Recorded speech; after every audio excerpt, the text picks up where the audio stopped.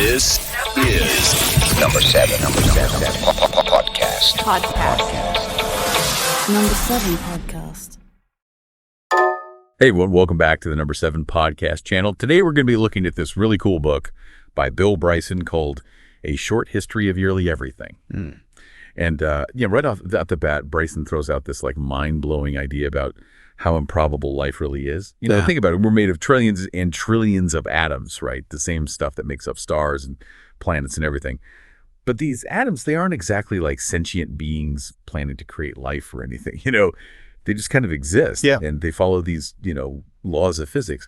But somehow they ended up, forming these complex structures. And eventually those structures led to, us. Then Bryson takes us on this like tour of our solar system. And he points out just how incredibly vast and empty space really is. It's kind of mind-boggling to think about the sheer scale of the universe and how tiny our little corner of it really is. He also clears up some misconceptions that we might have about the solar system, like how illustrations often show the planets all lined up nicely, as if they were practically touching. But in reality, the distances between them are just enormous.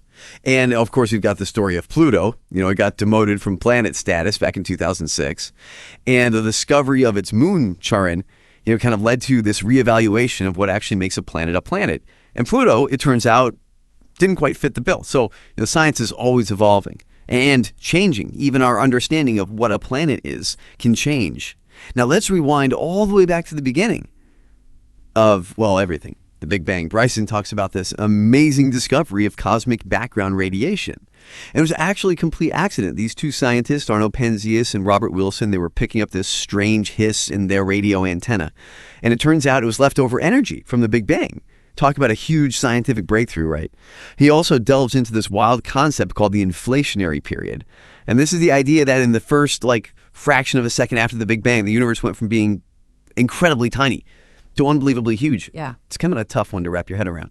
Next, Bryson brings us back down to Earth. He talks about how much we still don't know about what's going on beneath our feet. Turns out figuring out the Earth's interior is a pretty tough challenge. He tells the story of Inge Lehmann, this brilliant Danish seismologist. Back in 1936, she managed to discover the Earth's inner core, and she did it by studying seismic waves from earthquakes. Even these destructive events can lead to some amazing scientific discoveries.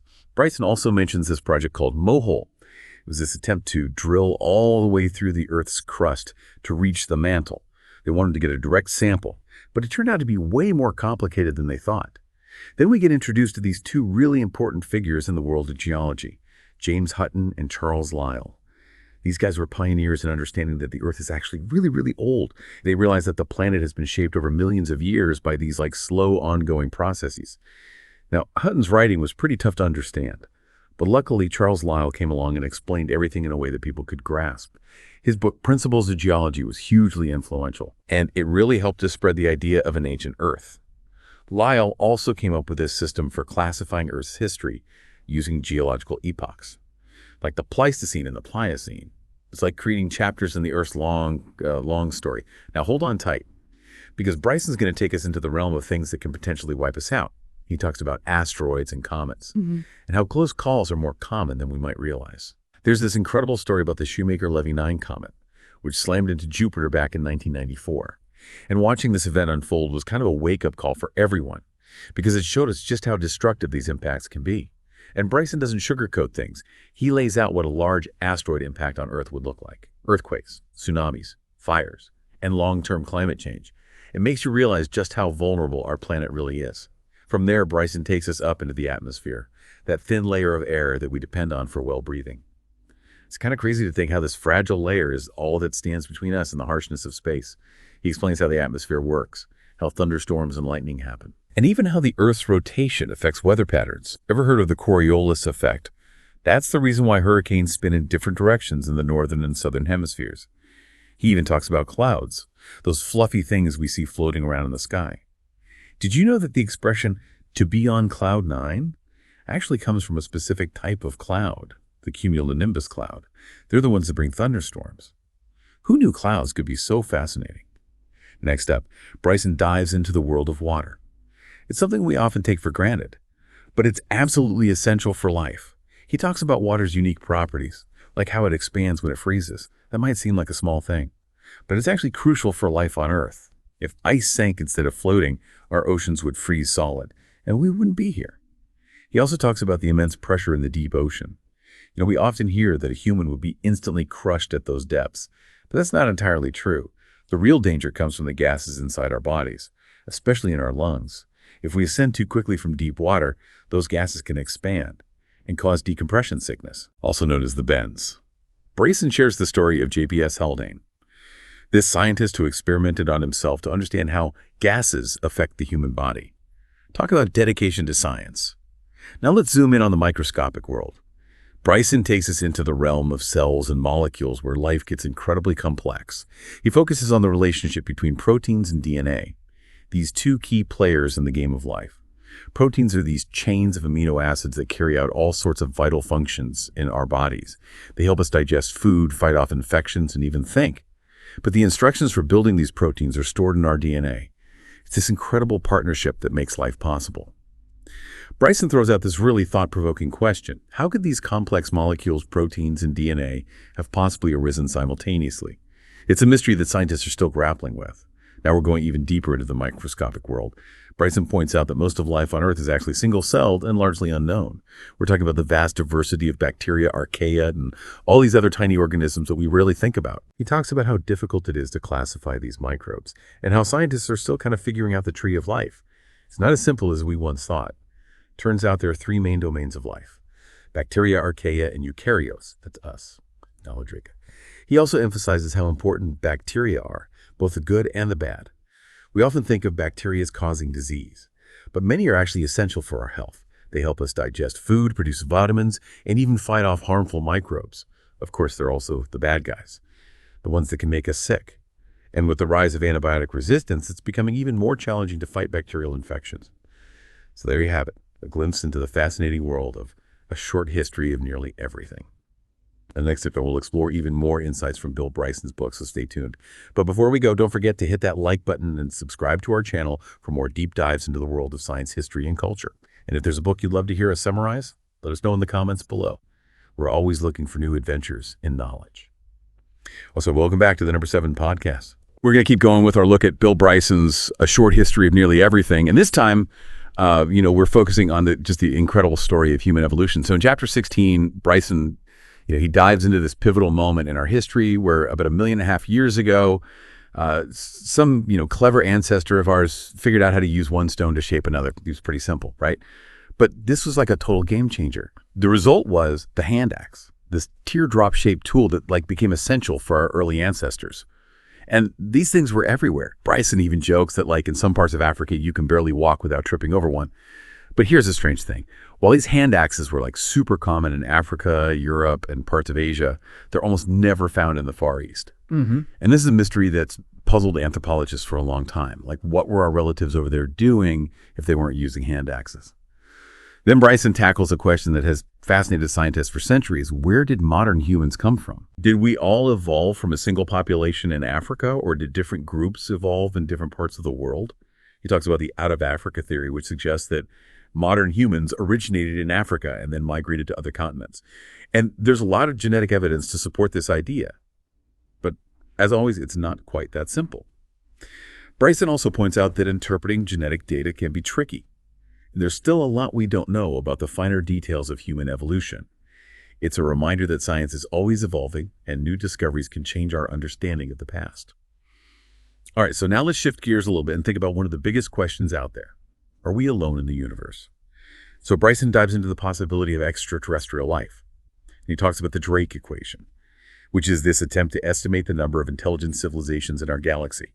And it takes into account things like the rate at which stars form, how many of those stars have planets, and the likelihood that life could arise on those planets. It's just this fascinating exercise in thinking about the vastness of space and the potential for other life forms out there. But even if there are other civilizations out there, Bryson reminds us that the distances between stars are just mind-boggling.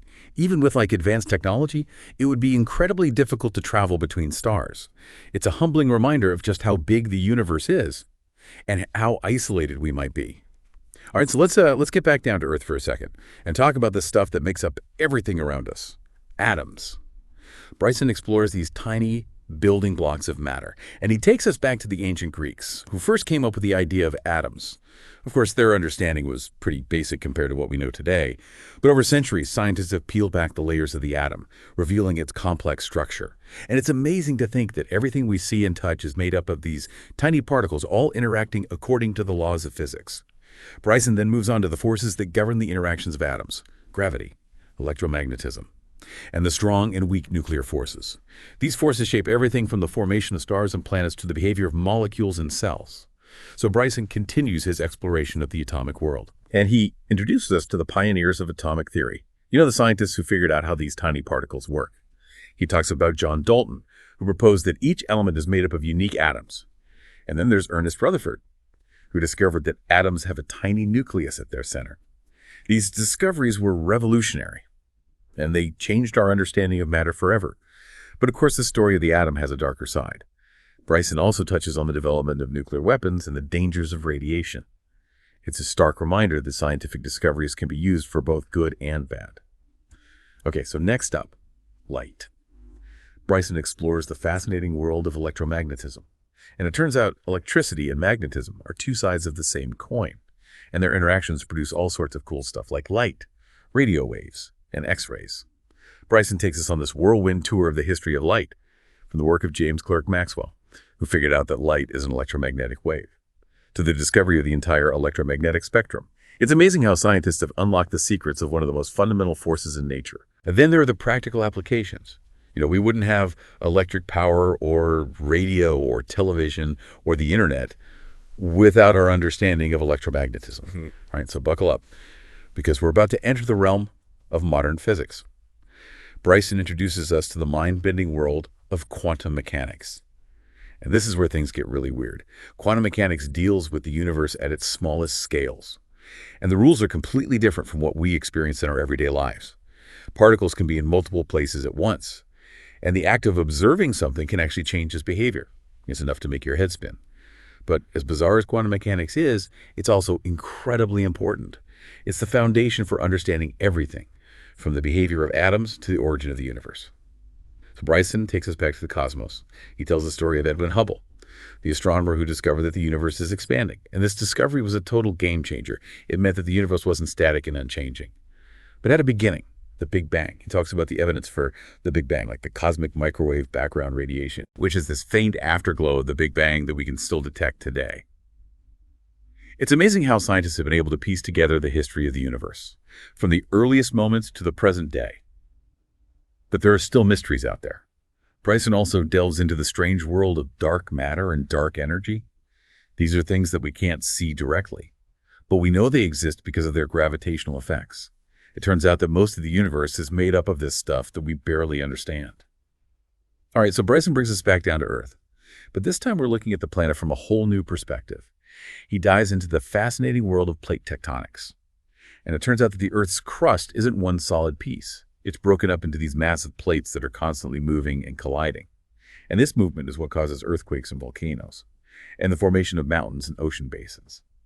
Bryson traces the history of our understanding of plate tectonics. For a long time, people thought the continents were fixed in place. But then came Alfred Wegener, who proposed the theory of continental drift. And his ideas were initially met with skepticism, but eventually the evidence became overwhelming. So Bryson introduces us to some of the pioneers of geology, the scientists who figured out how to read the history of Earth written in rocks. We meet James Hutton, who realized that the Earth is incredibly old, shaped by slow, gradual processes over millions of years. And then there's Charles Lyell, who popularized Hutton's ideas and developed a system for classifying geological time. Bryson explains how geologists use rocks and fossils to piece together the history of our planet. It's like solving a giant puzzle with each rock layer representing a different chapter in Earth's story. All right, so welcome back to the Number 7 podcast. For this final part, we're going to be looking at the last bit of a short history of nearly everything. And, in this last section, we're really getting into life on Earth. It's been a wild ride, and Bryson covers a lot of amazing stuff that we've learned about it. So first up in chapter 26, Bryson, he kind of bursts our bubble a little bit. Earth isn't always this perfectly safe and stable place that we like to think it is. He talks about asteroids and comets. You remember that dinosaur-ending impact? Yeah, that was a pretty bad day for life on Earth. And he also mentions supervolcanoes, these massive volcanoes that could erupt with enough force to change the planet's climate. It's a reminder that Earth's history has been shaped by these huge catastrophic events, but it's also pretty amazing to think that life has always found a way to bounce back even after these just incredible challenges. Talk about resilience. Next up, we're taking a trip into the atmosphere. So in chapter 27, into the troposphere, we get to look at this thin layer of gas that surrounds our planet and makes life possible. Bryson explains how the atmosphere works, how weather patterns form, and all sorts of cool phenomena, like the auroras, those dancing lights you see in the polar regions. And of course, there are thunderstorms, which are both beautiful and terrifying. Now we're diving into the oceans in chapter 28. So the bounding main covers over 70% of Earth's surface, and they're teeming with life.